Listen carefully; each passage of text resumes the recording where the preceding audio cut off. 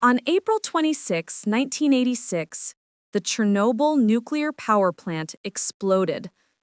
After the explosion, a pool of water formed under the reactor. If the molten nuclear core reached that water, it would trigger a thermal explosion equivalent to a massive nuclear bomb. Scientists said it would destroy everything within hundreds of kilometers. There was only one way to stop it. Someone had to dive into the flooded chamber and manually open the valves to drain the water. But the water was radioactive. The room was dark. Whoever went in was walking into death. A group of engineers stood in silence as the request was made. No one moved. They all understood the risk. Then one man stepped forward, Alexei Ananenko, who knew exactly where the valves were.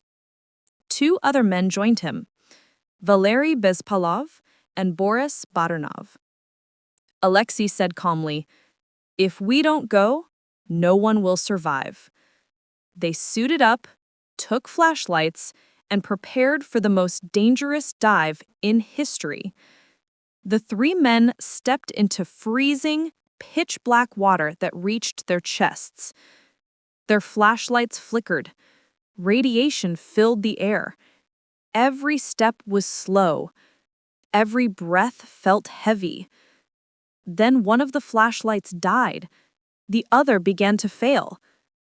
They were navigating by memory alone. Minutes felt like hours. Their boots scraped metal. Then Alexei shouted, "The pipes! We're close!"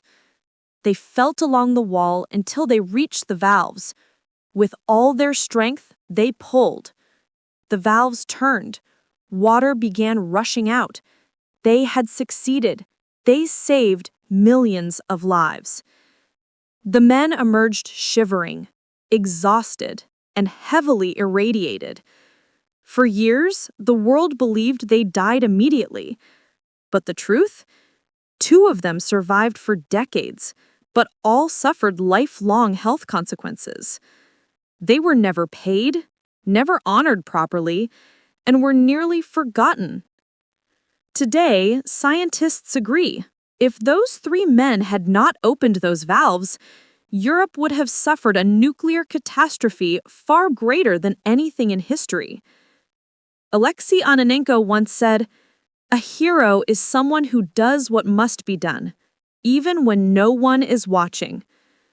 Courage is not the absence of fear. It is choosing to walk into darkness so others may live.